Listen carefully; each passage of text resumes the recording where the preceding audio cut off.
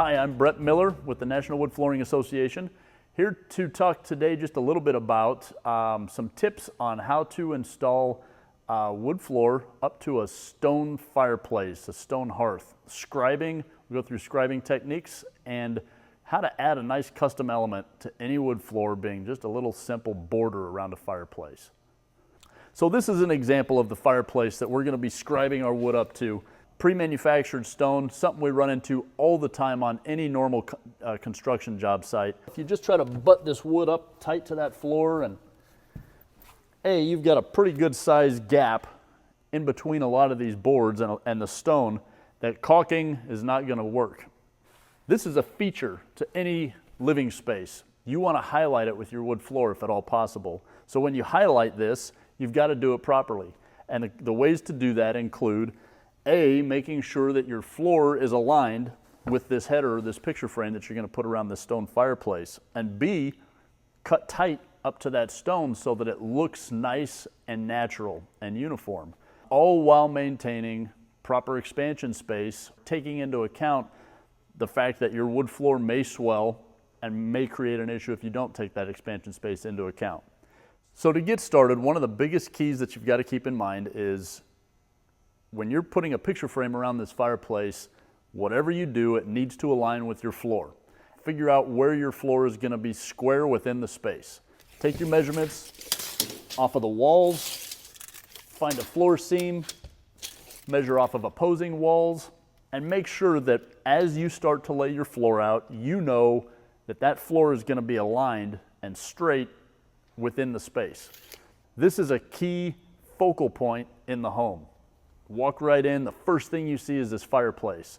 The last thing you want to do is present your homeowner with something that shows a lot of flags or a lot of floorboards that don't align squarely with your floor or to the fireplace. So first things first, snap your lines. Doesn't matter where your first primary line is, but snap a primary line. In this case, what I did was I snapped a primary line right in the middle of this living room. This primary line represents what's square against the wall, what's square against the opposing walls, and where my floor is really going to be running in this space. So it gives me a reference point to install my wood floors squarely within the space.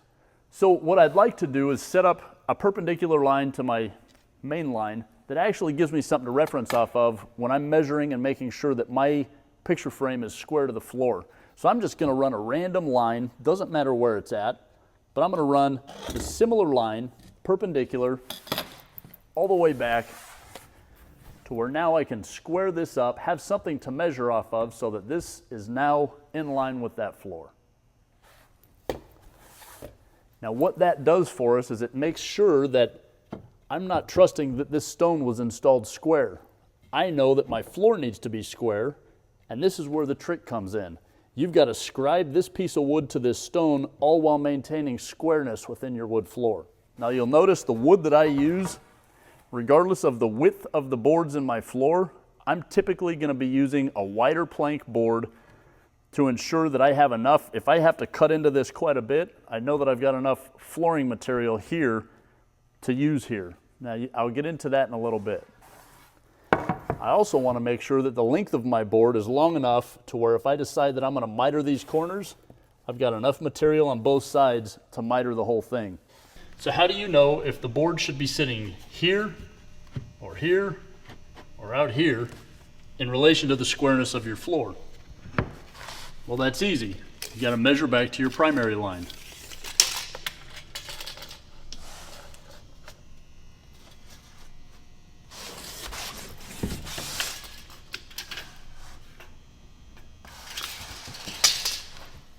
One thing you'll notice, when you take a look at this material that you're scribing to and how uneven it actually is, you've got to make sure you know what the furthest point is that you're going to be cutting into your header board.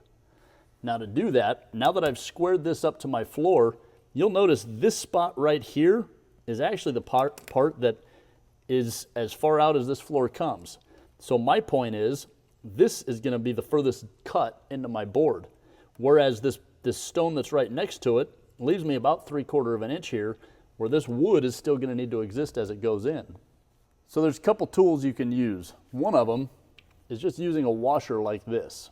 This washer is real simple, something you pick up at the hardware store, but it allows you the ability to put a pin mark right on the inside of that washer, run the washer all the way along the surface that you're cutting,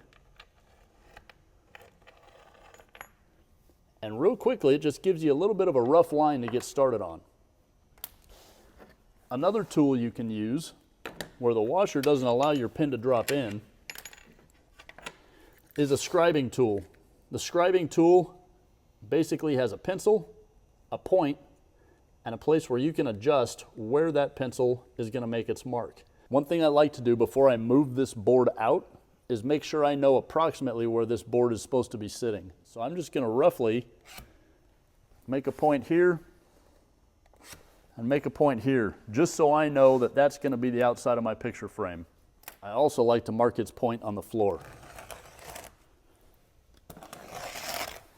Just gives me a reference point to where I know this board sits when I bring it back into place.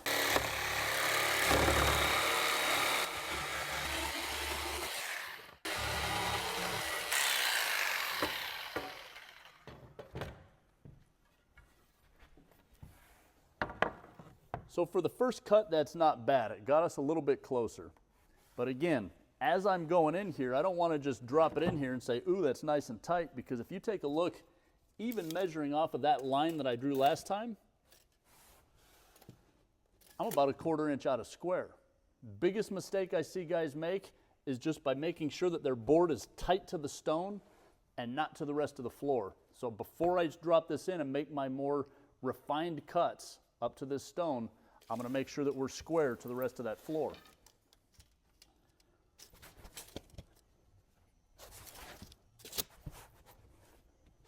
So now that my board's in place, this is where the real detail work comes in.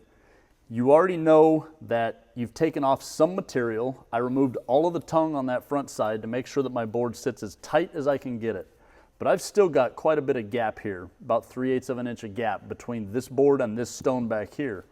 Some of this might be considered acceptable at the beginning point, but what I want to make sure I do is get this board as tight and seamless to this stone as I possibly can. Now in a perfect situation, the stonemason set this stone up 3/4 of an inch, so you can slide your board right underneath and it makes for a seamless installation. But most of the time they don't. If I use this washer again and I run another line across here, I'll show you exactly what this does and how much material we may be taking off. What you know is I'm going to be taking off about 12 millimeters or about 1/2 inch of material just with the width of this washer. And I don't know that I need that, but let's just show you what that's going to do.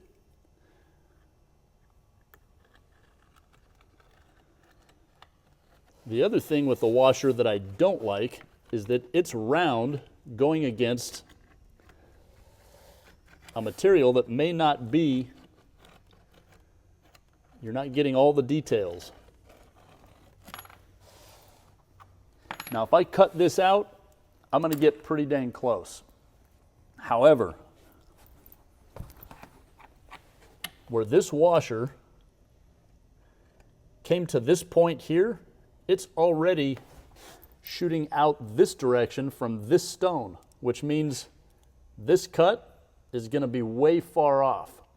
Something else to keep in mind, this stone is not perfectly symmetrical going straight down. It's not perfectly linear going straight down. You may have undulations going back or coming out, and you'll notice that as you start dropping this board into place. Sometimes it helps to use your jigsaw as you're making this cut at a bit of a chamfer, a bit of an angle, to allow that board to really fit in case there is any point in this stone that actually shoots out on the outside and the underside. Using the washer gets you nice and a pretty straight line to cut in. And I can cut that and show you what it's going to look like. Something else I've used though, just take a scrap piece of wood. Using a scrap piece of wood, a couple things you want to keep in mind.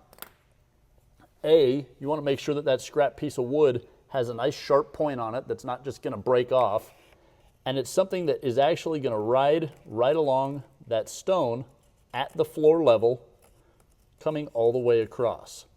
Now in order to do that, I've actually cut a little notch into that stone so I could put a pencil or a pin on it and make a pretty consistent line. Now, it's not always the easiest to draw with, but it gives you consistency and it avoids that spot like I was talking about with the washer. So we're going to do another line.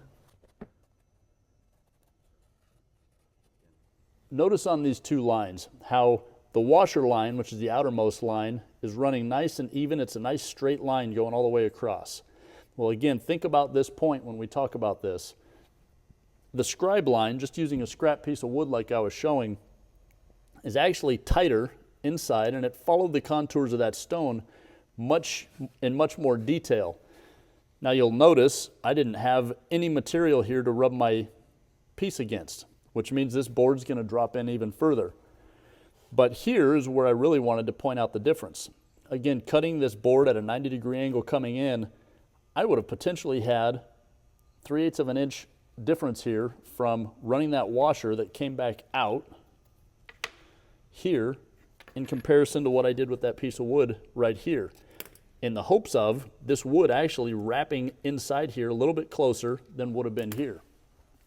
So now I want to show you the end result, a board that we cut, put into place, and what we can do with it as we're getting ready to assemble this whole piece.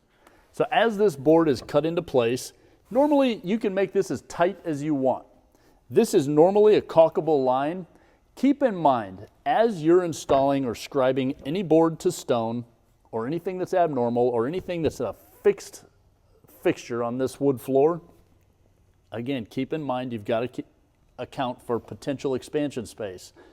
If the space the floor is going into is not capable of maintaining a consistent temperature and humidity, this floor is going to possibly swell or shrink.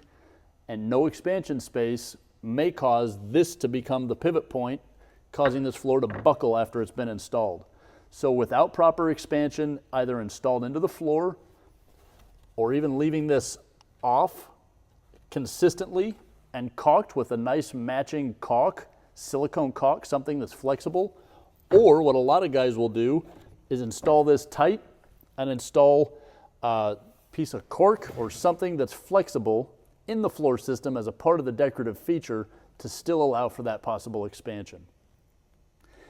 So now that we've got this board cut into place and we know that we're square within the entire floor system,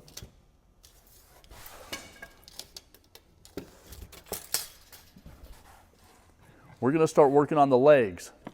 I've tightened up this leg. I know that we're square with our line. We're about as tight as I need to be. I want to make sure that everything lines up the way it's supposed to. So now you can see that I have a header board here that's square with the floor, a header board here that's square with the floor, and a nice picture frame going all the way around. So another thing you can do to decorate this up is put in some nice feature strip using some curly maple. You can always throw in some different types of species also if you wanted to throw just a nice outer border of walnut around that. You can see how nice that can look as a feature strip around a fireplace, and the rest of your floor is going to be installed tight to this. These are all very simple custom features that you can add to any job site wood floor installation. If you have a stone fireplace, typically that's the center feature point, a focal point of any job.